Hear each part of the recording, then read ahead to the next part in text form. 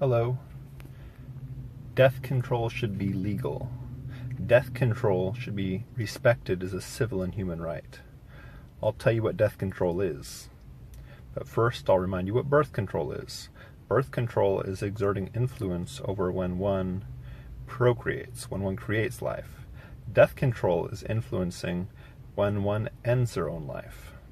And death control should be respected as a civil and human right for adults. That is, suicide should be respected as a civil and human right for adults. And I'm not saying that suicide is a good thing. I am not encouraging suicide. And in fact, I think it would be good if we could reduce suicides to zero. If we can reduce suicides to zero, that'd be a great thing.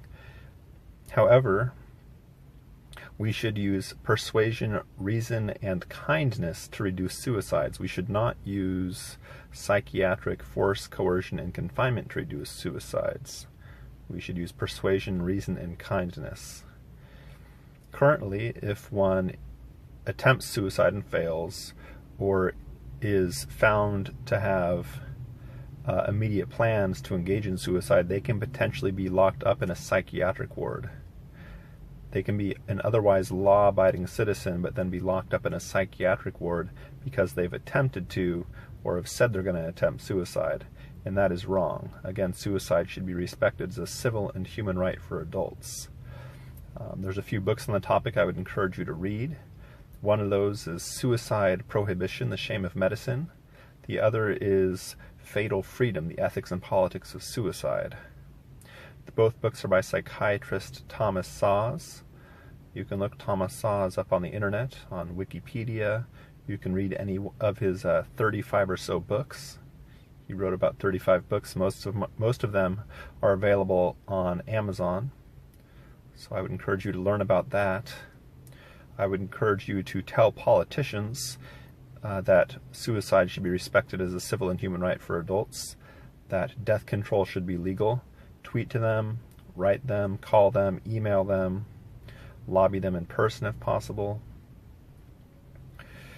Psychiatrist Thomas Szasz called psychiatric coercion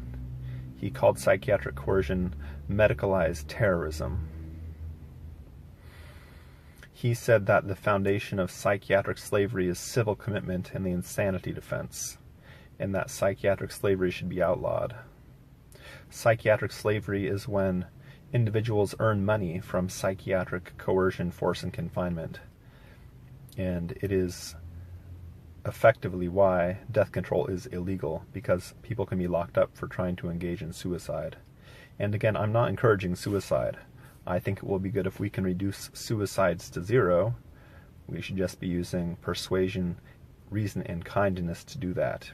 And if we ever really want to get suicides reduced to zero or close to zero, well, we need to use lots of persuasion, reason, and kindness. And I think that ultimately psychiatric force, coercion, and confinement probably just make the problem of suicide worse. So I'll end it there. And again, death control should be legal. So thanks for watching. Please subscribe, watch my other videos, visit my websites, and have a wonderful morning, evening, afternoon, or night, whenever and wherever you may be. Cheers.